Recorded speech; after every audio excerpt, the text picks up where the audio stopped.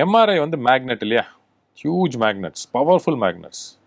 அந்த டிஷ்யூவோடைய செல்ஸ் எல்லாம் அப்படியே ரீஓரியன்ட் பண்ணிட்டு கேன்சர் டிஷ்யூவாக இருந்தால் அது ஹைலைட் பண்ணக்கூடிய மேக்னெட்டிக் ஃபீல்ட்லேயே ஹைலைட் ஆகிடும். பட் உள்ள இம்ப்ளான்ட்ஸ், ஆர்த்தோபெடிக் இம்ப்ளான்ட்ஸ், ஸோ அந்த மாதிரி சுச்சுவேஷனில் எம்ஆர்ஐ பண்ண முடியாது. அதுக்கு நிறைய டிஃப்ரெண்ட் மெட்டீரியல்ஸ்லாம் வருது. But most of the materials ஆக்சுவலாக நீங்கள் செயின் கூட போட்ட முடியாது. எம்ஆர்ஐக்கு அனுப்பும்போது உங்கள் கோல்டு செயின், உங்களுடைய சில்வர் செயின், ஸோ ரிங்ஸ் எல்லாத்தையும் எடுக்க சொல்லிடுவாங்க.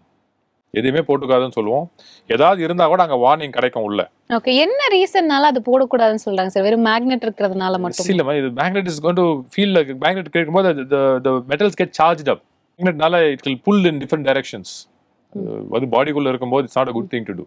ஓகே, அது நிறைய வார்னிங் சிஸ்டம் வச்சிருக்காங்க. பேஷண்ட் கிட்டயும் 10 வாட்டி கேட்பாங்க.